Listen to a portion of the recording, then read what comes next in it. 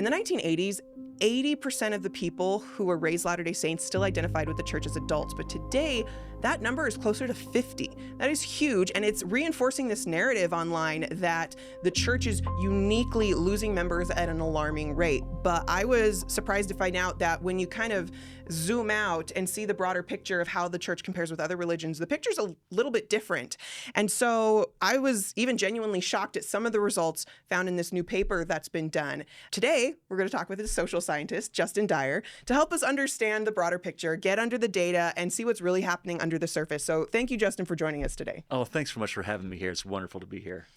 So Justin Dyer is a professor of religious education at Brigham Young University. You've received your PhD in human and community development from the University of Illinois at Urbana-Champaign, and you were a postdoctoral fellow at Auburn University. You teach classes on religion and family, as well as graduate statistics. You are a fellow with the Wheatley Institute at BYU, and you're the current editor of BYU Studies. This is a new appointment.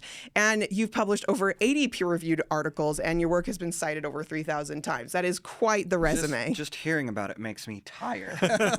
You are prolific. Amazing.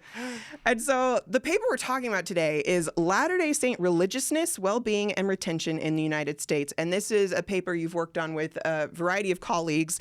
You've got Jenna Erickson, Sam Hardy, Barbara Morgan Gardner, and David C. Dolahite. And this is a pretty robust finding, bringing together various studies people have done about religiousness in the United States and narrowing in on Latter-day Saints specifically. Super interesting stuff. So the question everyone wants to know is, of course, people have heard the claim that the church is losing members in droves, that it's hemorrhaging at a large rate.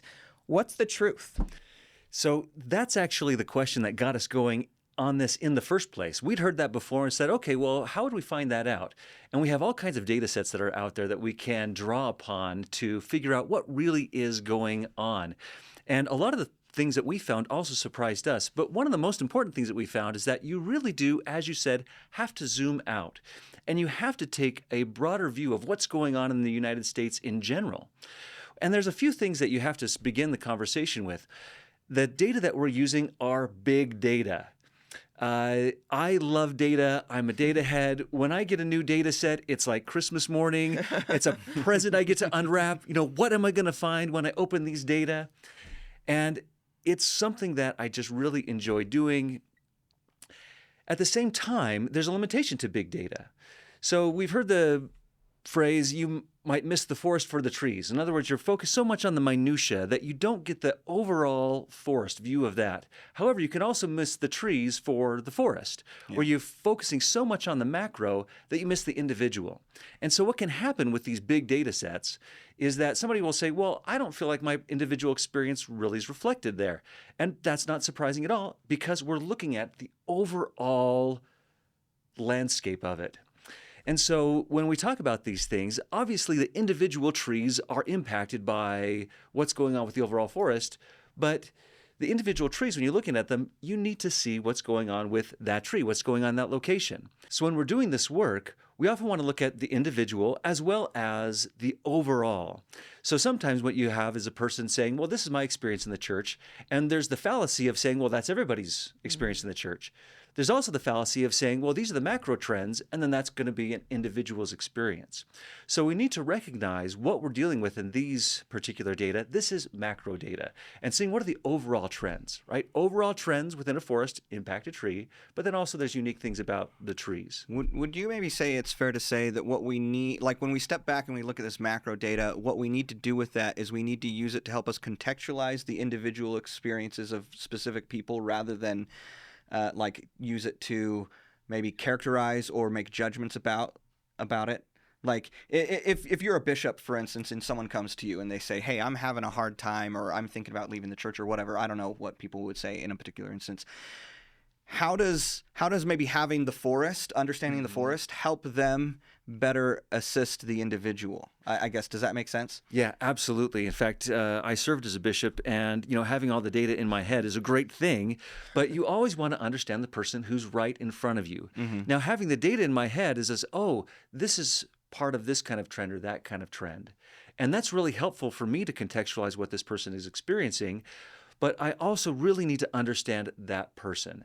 And if people are doing well in one way or struggling in another way, and I have those kinds of facts in my head, then I can say, oh, I can help direct them to the place that's going to be most helpful for them. But it's so important to understand who that person is in front of us at every moment here. Mm-hmm. So what is the reality? What is the data saying about Latter-day Saints leaving the church? Is it true? Does it match national trends of religious decline? Where do we sit? So this actually matches national trends of decline in our connection with each other in general.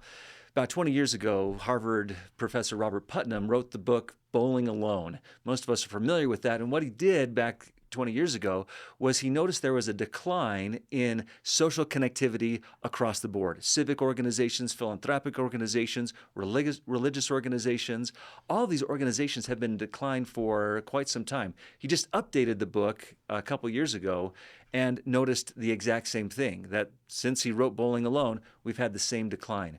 And so in the United States right now, we're in something of a decline in social connections and participation in any kind of organization. And religion hasn't been spared those general trends. What was noticed was that in the 1880s, there was very low social connectedness. Okay. Makes a lot of sense, post-Civil War. But then we really increased in social connectedness dramatically to the 1960s. And then after that, there was a decline in social connectedness. So all organizations were experiencing these kinds of declines in connectedness, in participation, and religion was just one of those things that experienced that. So then what we could look at is, okay, how did the Church of Jesus Christ of Latter-day Saints fit into that? And we find that we follow the same general trends, that there was a decline in connectedness to the church, just like there was for almost every other religion. Now, one of the things that was also present there is that Latter-day Saints, if you will, were retaining members at higher rates than most other religions, and particularly when you consider active participation. So Okay. when we looked at this, when we looked at were they a Latter-day Saint as a youth, and then were they still identified as a Latter-day Saint later on, that's one measure. Okay, you're still identifying, but also, do you identify and are you active?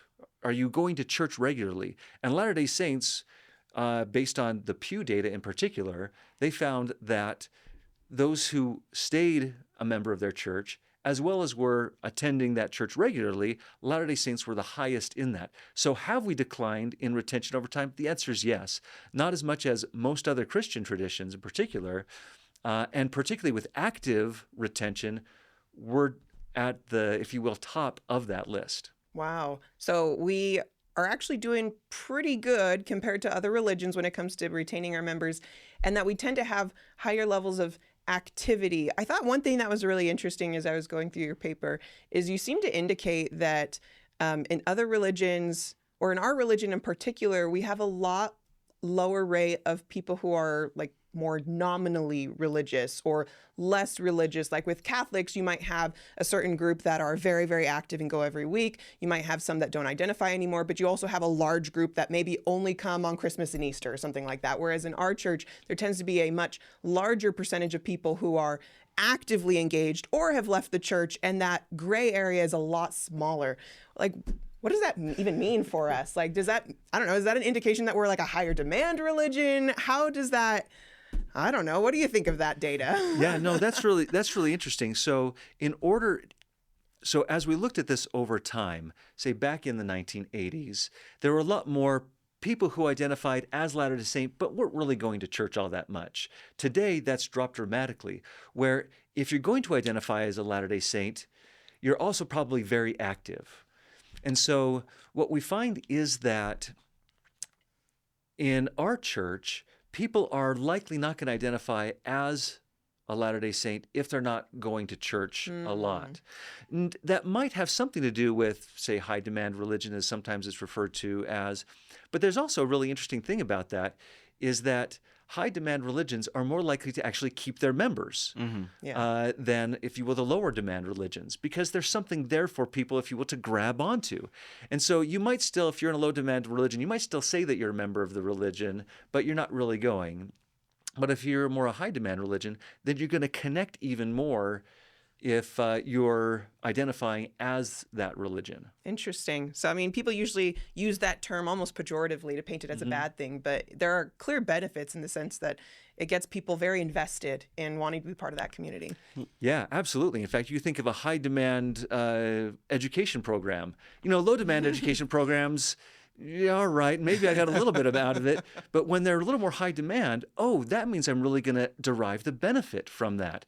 And we might talk about later that religion is related to a lot of good things in terms of mental health. And if you're really engaged in that, you're going to derive more benefits from it. So I think part of what I'm hearing here is that when a religion doesn't demand a lot of a person, it's easier for them to just maintain the identity or the affiliation nominally because they weren't really doing very much to participate in the first place. Whereas in a religion that does actually expect higher levels of participation, when that participation drops off, you're also more likely to kind of shed the identity. Would you say that's fair? Yeah, I think that's absolutely right. Now, at the same time, we would, I think, love to see more individuals who, for whatever reason, can't make it to church very often. They still make sure they can identify as Latter-day Saint. No, this is still who I am. Sure. And that people who feel perhaps on the margins still feel like, you know what, I really should be able to still identify as a Latter-day Saint because that's important as well. So one thing your paper explored is the qualities or the attributes of people who do end up leaving the church. What would you say is the biggest predictor of someone leaving the church right now? So we have some data where we track kids from their teen years into their early 20s. Now, a lot of data sets, they only have people at a single time point. And so they're really only looking at, well, what are their characteristics after they have disconnected with whatever religion they were? And obviously, after you disconnect, your characteristics might change a little bit. And so with these data, we can actually see, all right, before they disconnected from their religion, what were they like and what were their characteristics?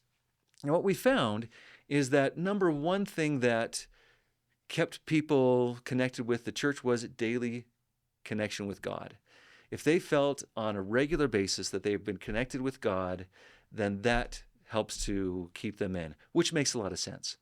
Another thing that we found that is a general pattern is politics. Whether you identify with a particular political party, and particularly if you identify as very much that particular political party or part on the ideologic spectrum.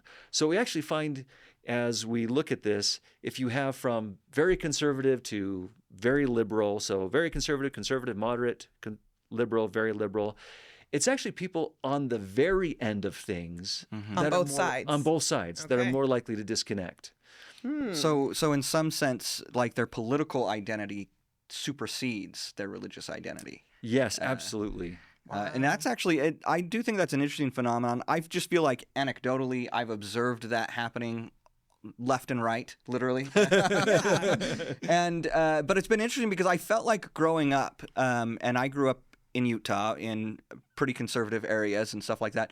I felt like growing up, I did not see as much of that phenomenon, at least as it occurs on the right. But I would say the last 10 years, I feel like we've seen a massive uptick in people who are very conservative, tending to place that ideology and those politics above their commitment to the church and their identity as Latter-day Saints. And it's I don't know, it's just been kind of interesting to observe. It has been weird. I felt the same thing. I mean, 10 years ago was maybe the peak of wokeness, and that was where a lot of concern was about secularism, atheism, and so more progressive and liberal ideologies bringing people out of the church. But yes, in the last 10 years, I feel like we have seen more on the right also drawing people away if they're on the extremes. Has that been your experience with the data? So what's happened over the last few decades is that it seems like politics have become more important to a person's identity than their religion. In other words, their religion is starting to follow their politics. If their political leader says something, that seems to have a bigger impact on an individual and their identity and what they choose than even what their religious leader said. And so the primary lens that people are seeing their world through now is politics, whereas before it would have been more their religious orientation. So 30 years ago, if you were a religious person, I probably couldn't tell whether or not you were a Republican or a Democrat, because Democrats and Republicans were equally religious. That has changed in recent years, where now Republicans are far more likely to be religious than Democrats are. And so what we find is that the research that's been done during the late teen years, there's a somewhat of a decline in religious identity. At the same time, there's an increase in political identity. Oh, So people stopped identifying as much with their religion during that time period, or it's a sensitive time period, and start identifying more with their politics. Now, again, 30 years ago, that wouldn't have any implications for religion that you became more political. But now it does have some implications for you, because if you become more very conservative or particularly very liberal, that is going to disconnect you from religion. Again, in the past, being liberal, just as likely to be religious, but now that's not the case. And so then you enter a bit of an echo chamber. And so an individual that begins to, during that time of religious decline, become more liberal, they're going to start on their news feeds and on their social media feeds, they're going to start seeing far more things that are negative towards religion, because that's the direction that has moved. Now, I want to make sure that I say that Democrats, liberals, many of them are fantastic religious people, course. and I don't want to paint that with a broad brush. But again, when we look at these macro trends, that's what we're seeing, and that people who tend that way are going to get more negative messages about religion, and that's where you're going to see even more bifurcation in religion today, because just during that period of religious identification decline, you get that upswing in political affiliation and political identity, and if it's a little bit more liberal, all of a sudden you might start into a social media space where religion isn't really well reinforced. So how do you think, this is maybe a high level question, I don't know, and maybe there isn't data to answer this, but how do you think that connects with or relates to what we were talking about earlier about the decline in social connection, and like, is this maybe a part of that trend where people are now turning to their political allegiances to try and find connection because of the weakening social bonds, or what do you think about that? Certainly, people are looking for something. They're looking for some kind of connection, and if they do find it within their political party, well, that's where they're gonna gravitate towards. Now, unfortunately, the political party and the political activism is not happening as much in groups and persons, but it's just happening online. Right. A person's political activism is happening over social media. It used to be, if you want to be politically active, you actually had to show up to some location and talk to people there. Yeah. Or if you wanted to criticize somebody's politics, you had to like write them a letter. Yeah. You know, if my, strange uncle had some weird ideas about politics and I wanted to criticize him, I actually had to like go to him, write a letter, do something. But now I can do that in a public, an open public sphere. Mm-hmm. And so we've really altered how we do our politics today. And yes, if we've been declining in religion over the last few years, we are looking to attach, where do we find meaning in our lives? Human beings have a deep desire to have purpose, to have meaning. And if we're disconnecting from religion, we're going to try and find it somewhere. And I think, unfortunately, what we've seen over the last few years is politicians trying to give people meaning through bashing the other side, through some more extreme language that makes people feel like the political position is the most important position.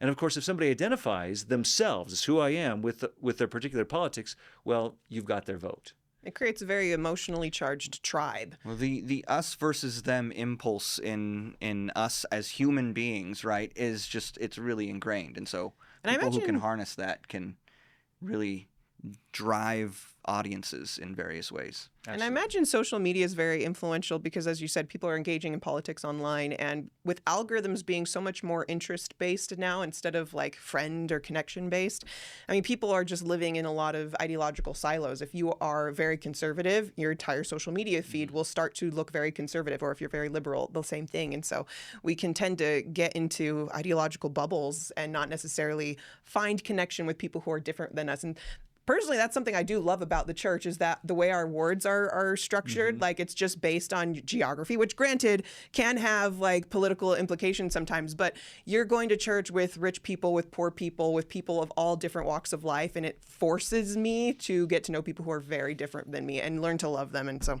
I love that aspect of our church. Yeah. Showing up, right? Having other people around you, and they might have different opinions. You learn how to work with them.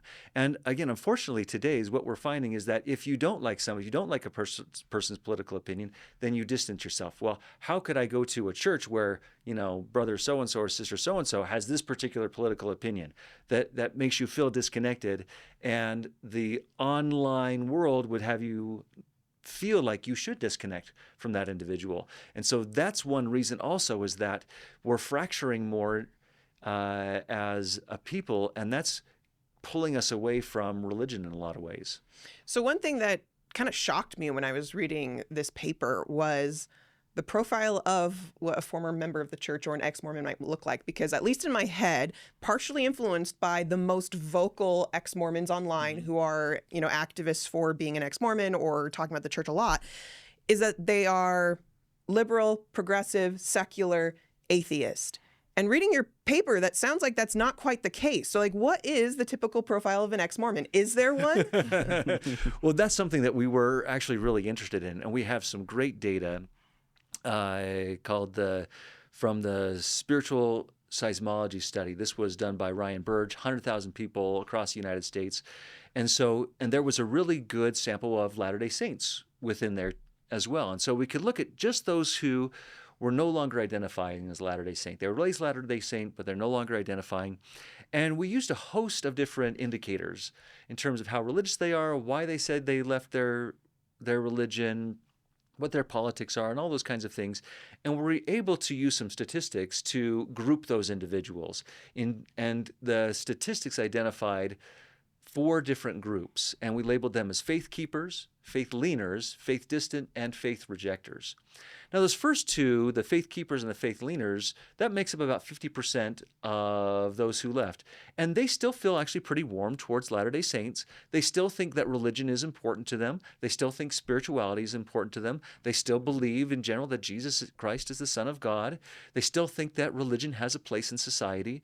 The most common reason they said that they disconnected from religion was their moving or other priorities. And what we actually found is that the faith keepers and faith leaners were actually more outside of Utah and Idaho, this area.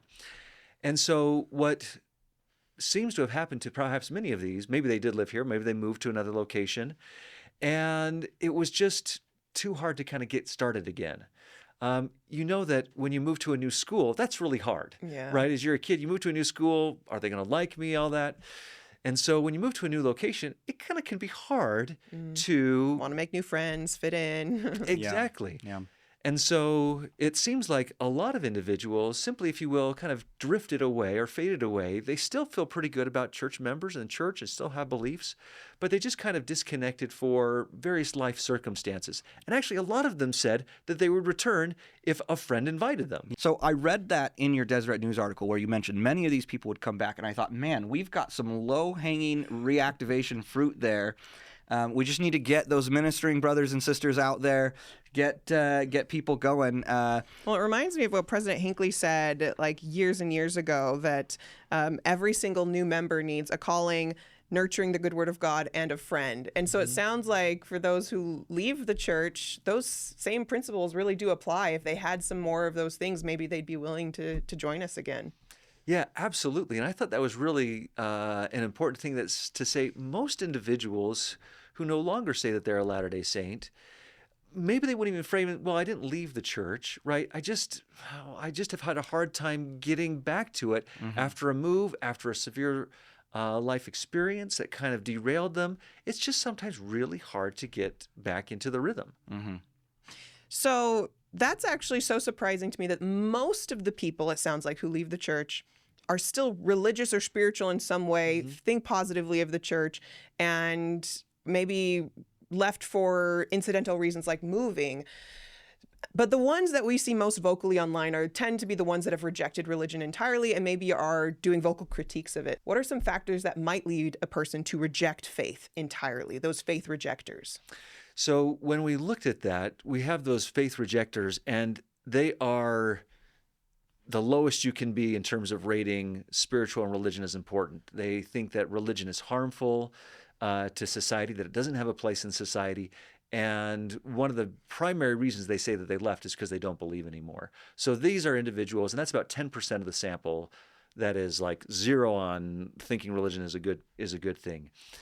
Earlier, when we said that the varies are more likely to leave, it is also true that people who have more liberal leanings are more likely to leave as well. So they're more likely to leave than, say, the very conservative, even though the very conservative are more likely to leave than the conservative.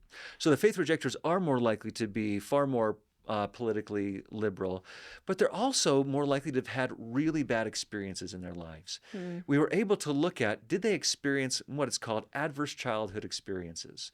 And it's all kinds of things such as abuse, and we're actually able to look at abuse within a religious sphere. And so these are individuals who are more likely to have grown up and experienced some abuse within a religious sphere. Sure. And of course, then in those instances, you would be more likely to say religion really doesn't have anything good to say, and you can fully understand why a person might be coming from that position.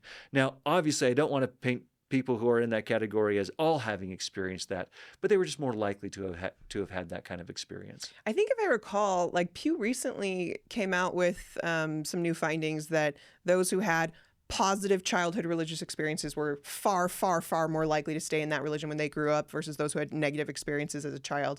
And that sounds just like total common sense. Like, obviously, like you had a good experience, you're more likely to stay. But at the same time, for me, it really underscored the importance of making sure, especially our children, our youth, are having positive religious experiences when they're young and making sure to protect them from harmful religious experiences that could maybe lead them down a path where they don't feel like they fit in anymore. Which is why primary's got to be one of my favorite callings Yes. ever. Like one of my favorite callings ever was me and my wife as we taught the sunbeams. Because, and in the handbook of instructions, it outlined the purposes of primary. And number one purpose of primary, help the kids feel the love of the Lord. That's number one. If nothing else happened in church that day, help them feel the love of the Lord. We all, when we drive by church building, have kind of an unconscious, somewhat reaction to that. Some people feel warm and fuzzy. Other people feel, they don't feel good about that. And guess what? Those kinds of feelings are built up over time and get started when they're kids. Not that what happens when we're kids is our destiny by any means. Absolutely not. We're not trapped in those past experiences, but they certainly do have an impact on how we perceive things, including our church.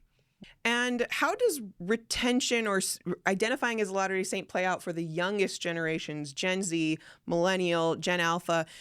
Sometimes there's a narrative online that, maybe there's a religious resurgence. There seems to be, as you mentioned, men especially becoming Orthodox Christians, becoming Catholic all of a sudden where they weren't before. So for Latter-day Saints, what's happening with Gen Z and Gen Alpha and Millennials? So in the report on that, we take a look and see, all right, across age groups, who's more likely to have stayed in the church and who's more likely to have disconnected. And what we find is that independent of age, men are being retained in the church at about the same rate. So the younger generations, older generations seem to be retained at about the same rate. Maybe the older generation's a little bit more, but there's not much of a difference. For the women, it is very different. For the youngest generations, the Gen Z, they seem to be disaffiliating at a much higher rate than the women of older ages. So when it comes to these generations, are you saying that women today are leaving, or the youngest generation are leaving today at higher rates than the oldest generation are leaving now, or the oldest generation leaving when they were that age? When it comes to generation, it just kind of gets my wires crossed a little bit. So there are two aspects of this, right? Right now, older people staying more than younger people, but are younger people today staying more than younger people a generation ago? Yeah. So are younger people staying more in the 80s than they are today? And the answer is overall, yes. Younger people from previous generations were more likely to stay Latter-day Saint than younger people today are. By gender, we really don't know. There's just too few in these data sets to really be able to see that. That's why in our report we don't break it out by gender, because there's just too few. We just don't have the data. If you're talking about today, men across the board seem to be staying as members of the church at the exact same rate, whether you're young, whether you're old. But for women, it does seem to be that women are leaving. The younger women are leaving at higher rates than the older women are today, right now. I've heard the claim that the Church of Jesus Christ of Latter-day Saints has a uniquely bad problem with mental health issues like depression and anxiety. I've heard things that like, oh, Utah has the highest rate of suicide and all of these things. So since mental health is so tightly connected to retention or staying in the church, how does the Latter-day Saint Church actually fare when it comes to those mental health issues? Yeah, that's a great question. So we had for quite some time this narrative that, well, suicide is really high in Utah, and therefore that must be because of the church. And the problem that we were doing is we were missing the forest for the trees. We were just looking at Utah, and we weren't looking at the surrounding states. So Utah sits in the middle of what's referred to as the suicide belt. The highest rates of suicide in terms of the states are right in this corridor. And actually, if you take our region, we're absolutely average. We're not unique in terms of suicide rate from any other. In fact, Colorado and Wyoming, who touch us and who have far lower percentages of Latter-day Saints, have much higher suicide rates than Utah. So when you look at our neighbors, you actually say, oh, Utah. If you look just at Utah in our region, you say, oh, we're doing good. But then if you look nationally, you say, oh, we're not doing so good. And it just depends on the perspective that you're taking there. So interesting. And because this is a particularly sensitive issue, the narratives really can get very extreme very quickly. And so often it's like, well, this is data, this is social scientists, therefore this is objective, this is truth. So, but it sounds like the reality is it really, like, perspective and interpretation of data can drastically affect the conclusions you can come to. Yeah, absolutely. And that's what we need to do, is we need to make sure we're contextualizing all of these things. Obviously, the suicide rate, no matter what it is bad, right? If it's not zero, we still have work to do. Mm-hmm. And I would never want to indicate that, oh, one suicide rate is quote unquote better than another suicide rate. We need to always be working to decrease the suicide rate.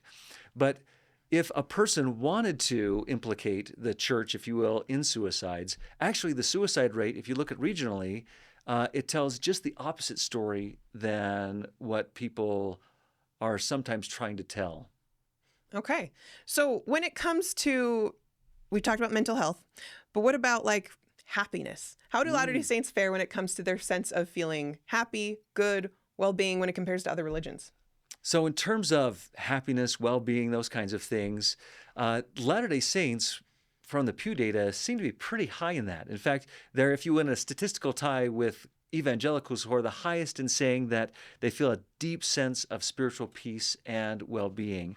They're also one of the highest in saying that their family life is very good or excellent.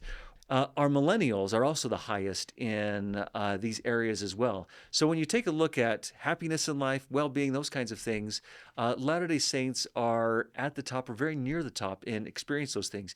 And again, the higher demand, if you will, the religion, the more you're going to be deriving benefits of that religion.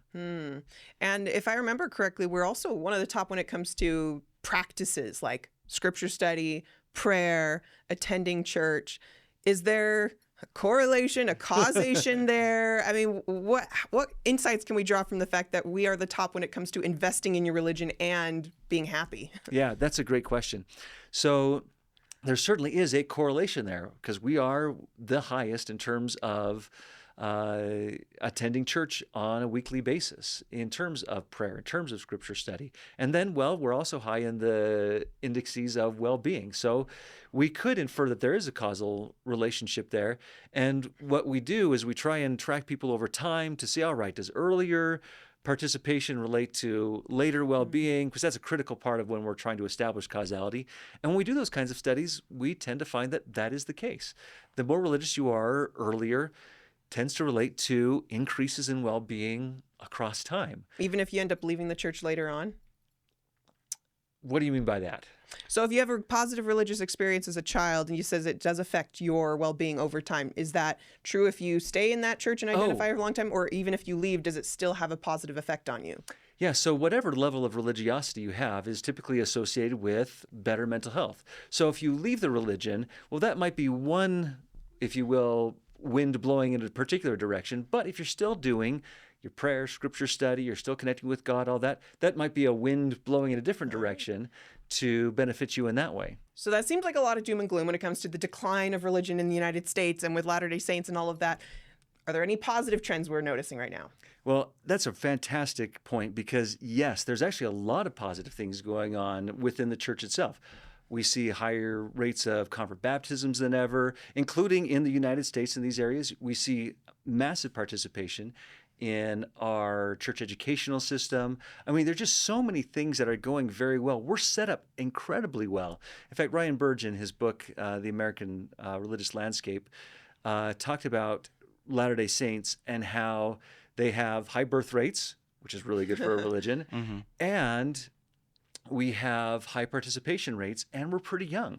And so that actually, those demographic features spell a lot of good things for a religion. And he actually says that it looks like in those terms that Latter-day Saints have a bright future ahead. Now, he also notes some of the difficulties that we face, but when we go all doom and gloom, we are missing such an amazing aspect to what's happening with the church today. And we need to not miss that. Well, I know I personally have felt very optimistic about the future because I've been paying close attention to the media moment we're in, that we're getting so much attention right now from various reality TV shows and in Hollywood, that there's a microscope on the church, and we seem to be better at retention than other Christian religions, and religion that has been on the decline maybe is plateauing. Like, I just see a lot of things pointing towards a positive future for the Church of Jesus Christ of Latter-day Saints. So even though we need to pay attention to a lot of these concerning trends, I'm really excited. Very cool stuff. Well, and there's a lot of things. I mean, you talk about the media moment we're in. There's a lot of exciting things going on online among Latter-day Saints. I mean, we've seen That's many true. pro Latter-day Saint faith creators come out of the woodwork in the last few years. And this is something that, like, we talk about younger generations and stuff. We're millennials, right? And so we're part of this data set that people are concerned about. Well, concerns are starting to shift more towards Gen Z, but we're getting old. But my experience as a millennial was like, even just like a few years ago, I just felt like, man, there's like negative stories coming out about the church all the time. It feels like it felt so depressing, right? And it felt like it was hard. And I thought about what it must be like to be a teenager in that environment, where it just felt like there was always negativity about the church coming out, and there wasn't a lot of pro-faith creators out there, or people making it feel like it was cool to be a Latter-day Saint, or fun, or that it was Meaningful, enjoyable. And I feel like we've seen a huge uptick in that sort of thing. And who's to say what kind of impact that's going to have long term on future generations, as more and more Latter-day Saints who find meaning and connection and value in the teachings of the church are getting out online and speaking up, right? And so I think there's a lot of things that, like, I'm way more optimistic about how a youth might feel about their faith now than I was even just a few years ago, because they can encounter so much positive stuff online now. For a bishop or a parent who is worried about a loved one that is leaving the church or has left, what's one thing you might want them to know? So the retention rate is down, right, since the 1980s. But the story is far from being written, right? We still have a long way to go. Gen Z has like triple their lifetime to live still, right? They've got a long time to live. We don't know what's going to happen from day to day. As Robert Putnam says, we were low in the 1980s in terms of connectedness. We went up. Now we're down. There is no reason to think that we're just going to keep going down and that there's not going to be something that might happen. Now, some people are pretty skeptical about that. Oh, yeah, what could happen? Well, anything could happen, really. President Nelson talked about the greatest miracles will happen in the coming years. Mm-hmm. And so we're down, but certainly we shouldn't count ourselves as out by any means. And there's so many great things happening in the church, the high conversion rates, the high rates of participation in the church educational system. And there's, I think, some indicators where we'd say, hey, there's a lot yet to be there. And so we don't want to burn any bridges. We want to stay connected with individuals who might have distanced themselves, because we really don't know what's going to happen in the future. And so not despairing is probably the number one thing, because there's all kinds of hope that we can have moving forward. That's beautiful and really encouraging. And like you said, I think Pew's even recently released that the decline of religion has maybe slowed, if not plateaued. And so to me, that's a glimmer of hope. Maybe this is just a pause in the decline, or maybe it's a portent of things to come when it comes to religiosity in the nation. Thank you, Justin, for all the insights you've helped us with today. I feel like I've had a much broader perspective of those who leave the church and how we can build bridges there. And if you'd like to read this research for yourself, we will include a link in the description to the Deseret News piece that was recently published covering this research, and you'll find a link to the full paper in that article itself. So remember, you can study deeply and believe boldly, and we'll see you next time.